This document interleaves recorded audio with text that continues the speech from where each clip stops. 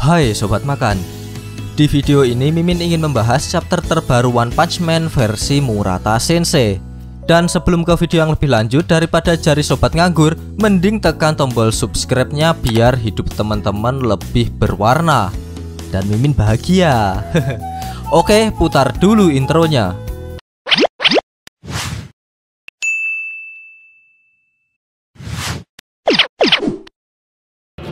Sebelumnya perlu Mimin ingatkan, ini spoiler ya. Bagi yang hanya menikmati animenya saja dan gak mau kena spoiler, bisa tutup video ini sekarang.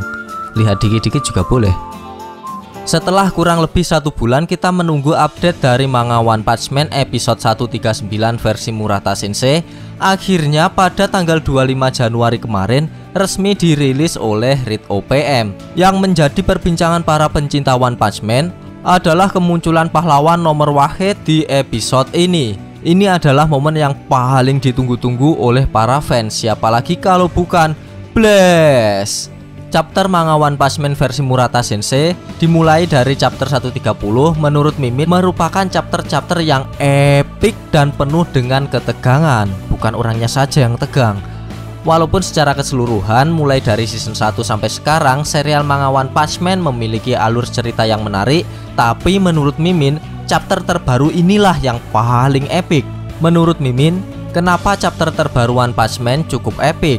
Mungkin Murata Sensei tidak mau kalah trending dengan manga lain seperti One Piece, Attack on Titan, Boruto yang chapter terbarunya cukup trending dan memukau para pembacanya. Ya ini hanya pendapat Mimin saja sih, bisa benar dan juga bisa salah.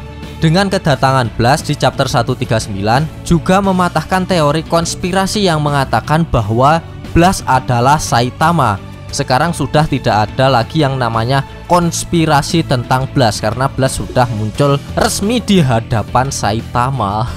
Sebelum kemunculan Blast di episode 139, chapter sebelumnya yaitu chapter 138, kita disuguhkan dengan adegan-adegan yang sangat memukau, seperti Genos yang berkombinasi dengan Griff Knight sehingga memunculkan tampilan dan kekuatan kombinasi yang sangat mantap, dan juga kekompakan pahlawan kelas S yang secara bergantian menyerang Psychos mode Orochi dengan keahliannya masing-masing.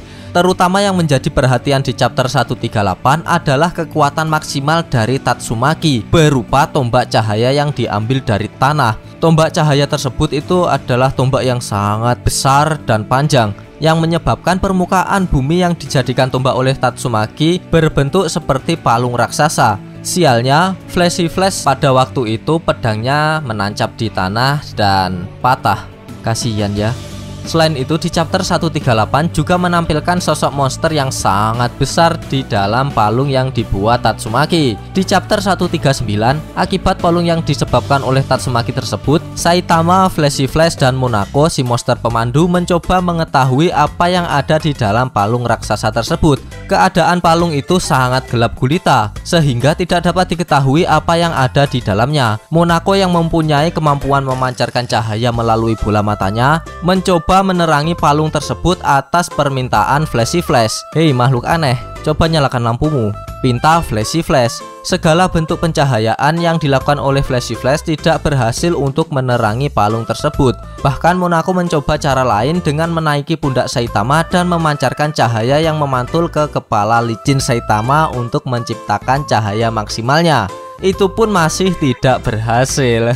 Malahan Monako mendapat bogeman dari Saitama yang membuat kepalanya benjol akibat ulahnya tersebut.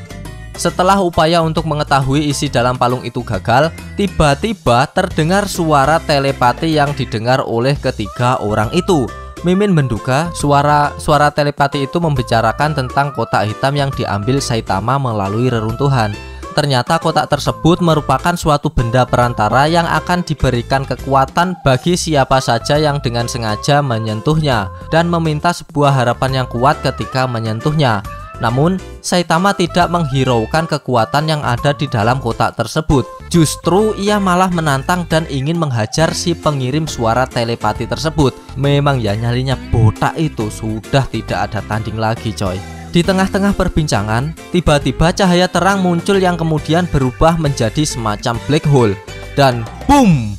Di balik black hole yang datang tiba-tiba itu, muncullah seseorang yang dinantikan debutnya oleh pecinta anime atau manga One Punch Man, yaitu Blaze. Kemunculan Blaze secara tiba-tiba tersebut diakibatkan adanya kotak hitam yang ditemukan oleh Saitama. Ternyata Blaze selama ini tidak pernah muncul lantaran ia terus berkelana mencari kotak hitam dari seluruh dunia layaknya sebuah hobi. Awalnya Flashy Flash dan Saitama tidak mengenal bahwa seseorang di depannya adalah Blaze. Baru setelah suara telepati itu berteriak, "Blaze, kau pasti bukan?" Baru mereka mengetahui jika seseorang di depannya adalah Blaze. Setelah mengetahui orang itu adalah Blaze, Flashy Flash tidak langsung mempercayainya.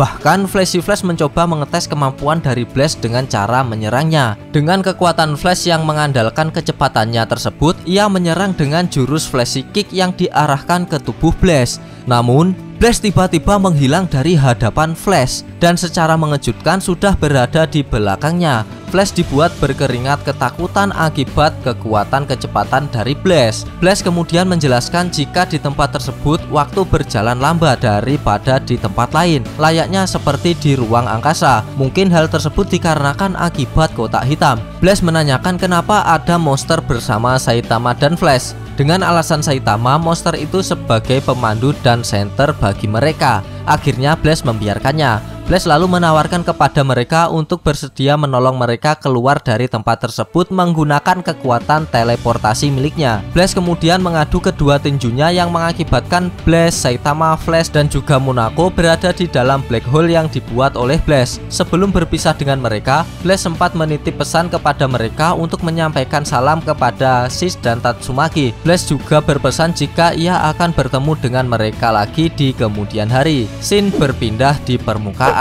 Serangan dari pahlawan kepada Psychos mode Orochi ini masih terus berlanjut, terutama Tatsumaki yang akan menghempaskan tombak cahayanya untuk mengalahkan Psychos mode Orochi. Nampaknya pasukan di barisan belakang yaitu Zombie Man, Amaimas, dan Chill Emperor menyaksikan kekuatan dahsyat dari Tatsumaki. Mengetahui Tatsumaki yang sampai memaksakan diri untuk mengalahkan Psychos mode Orochi, Chill Emperor pun merasa bersalah sebagai pemimpin dari operasi ini. Chill Emperor menganggap dirinya kurang bijak dalam mengambil keputusan. Lalu kemudian Chill Emperor pun menyuruh Zombie Man untuk menggantikan posisinya sebagai pemimpin operasi. Chill Emperor menganggap Zombie Man merupakan sosok yang cukup pantas mengambil posisi tersebut karena Zombie Man memiliki keputusan dan sikap yang bijaksana. Amaimas yang selalu berbicara pedas kepada semua lawan bicaranya menanggapi sikap Chill Emperor tersebut. Ia berasumsi bahwa tidak setuju jika pemimpin dari pahlawan adalah manusia setengah monster seperti Zombie Man.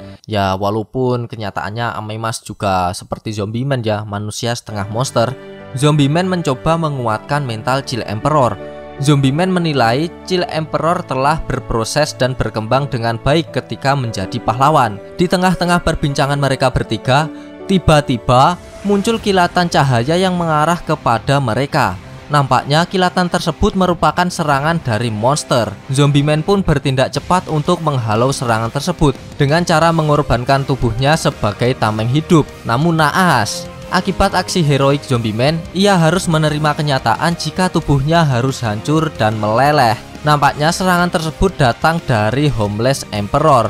Scene berpindah ke usaha Tatsumaki mengalahkan Psychos mode Orochi. Tatsumaki yang sudah menyiapkan dengan matang tombak cahayanya untuk dihempaskan ke Psychos mode Orochi. Dengan sekali ayunan, tombak itu pun meluncur tajam tepat mengenai Psychos mode Orochi.